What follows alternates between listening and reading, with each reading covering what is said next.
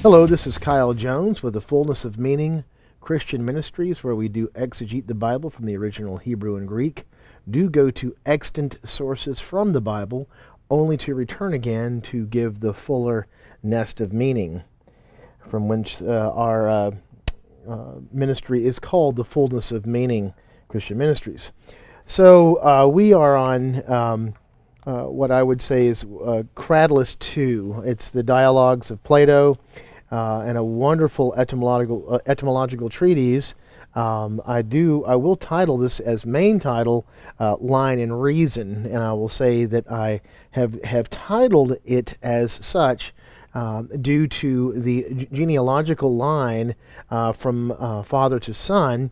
Would be the gene line, and from that line, do we have reason, or does the son have reason or fixity in his life to do his job, to do his reason? As we have stated in prior lectures, the word reason itself is a Latin word, ratio, which is where we get our word ratio or ration. It is from where we are receiving our apportionment or operatio, the up or of the ration, that which is rationed to us, our reason. So with that said, I would like to do two story analyses, if you will, to put together as a synthesis. One is the Gospels. I will focus on John today in terms of reason, from the prototype, character type, monotype, monogenes, protogenes, these types of people. Who are they in relation to God? What was the character of Christ as Logos to the Father? And what is the character name that he holds? And how did the pagan Greek world hold to the idea of name, genealogy, line, and type? So if we could, I'm going to start off with the story of Cratylus, with the first the protagonist, Hermogenes, and I will state before that the title of this book, it is for on the correctness of names, that which is logical, and this title means the correctness, or the orthos, the straightness of names, from which this line come from, of authority, the nomos in Greek, the name. Okay, so as we start, Hermogenes says, well, here is Socrates. Shall we take him, that is Socrates, as a partner in our discussion? Cratylus says, well, if you'd like, Hermogenes. Hermogenes says, Cratylus, whom you see here, Socrates, says that everything has a right name, that is nomos, of its own, which comes by nature, and that a name is not whatever people call a thing by agreement, such as just a piece of their own voice applied to the thing, but that there is a kind of inherent correctness in names, which is the same for all men, both Greeks and barbarians. So I ask him whether his name is in truth Cratylus, and he agrees that it is. And what is Socrates' name? I said. Socrates, said he, quote, then that applies to all men, and the particular name by which we call each person is his name. And he said, well, your name is not Hermogenes, even if all of mankind would call you so. Now, I would feign to say that I have hit every tone on this speech here correctly, but what I can tell you is what it means and what it's saying. Basically, Hermogenes is being a little bit cocky, and he is challenging Cratylus in front of a great mind, Socrates, by saying that even if your name, was Cratylus, then this name is not your name. It is not your challenge, your title, your line. So if I can go back 1 second and read this, as Hermogenes stated, Cratylus, whom you see here, Socrates says, that everything has a right name of its own, which comes by nature, and that a name is not whatever people call a thing by agreement, just a piece of their own voice applied to the thing. So he's saying right here, Hermogenes is saying, is that it is nothing more than just a name given by convention. And the argument on the flip side of this is that something is named by its natural flow, or let's just say that if you studied pictograms or early, what they call the radicals of the early world, Dr. Maria Gimbutas had collected or collocated many pictures of the early goddess cultures of Lithuania that existed 35,000 BC. And one of the signs was the water sign, the M. But it meant water, it meant mother, it meant water breaking forth and childbearing. It meant all of these things as a collective whole. And so this became a sacred orthography or orthographic sign.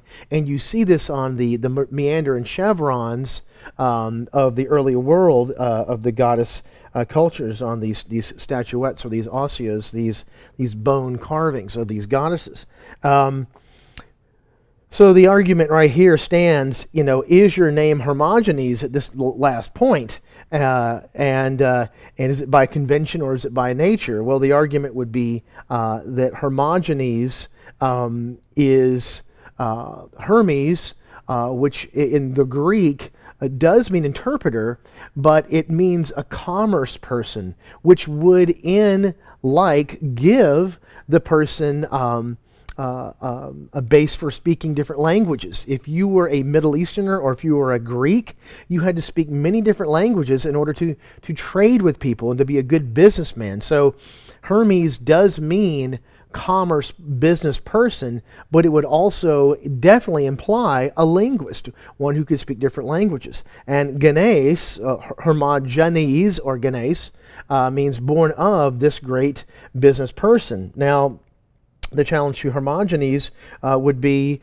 that he is neither a great business commerce person, and by that he would not be the son of one, because in the lie or the rest of name comes that line that if you are something, it is because you came from the authority, the nomos of your patronage, your fatherhood.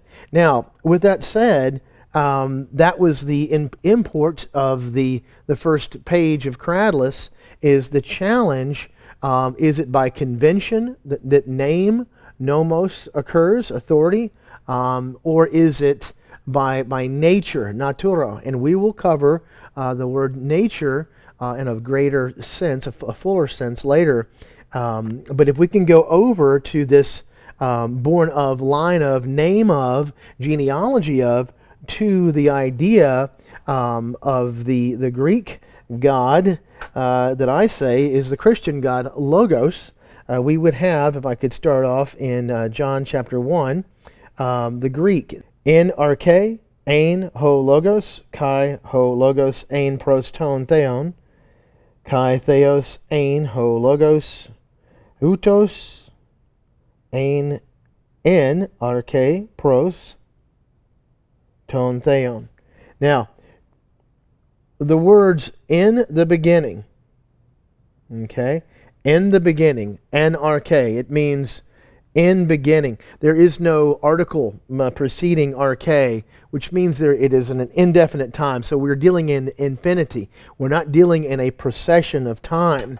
We're not dealing in a prototypos or prototupos sense. I mean, there's no prototype, therefore a sequence of others in time. It simply was. We would be dealing in the idea of character, that whatever is in this sense is because its nature, its character is already there. The natura, or the character in the Greek. So in arche, beginning, in. okay, was the ho logos, means this the word, the collocator.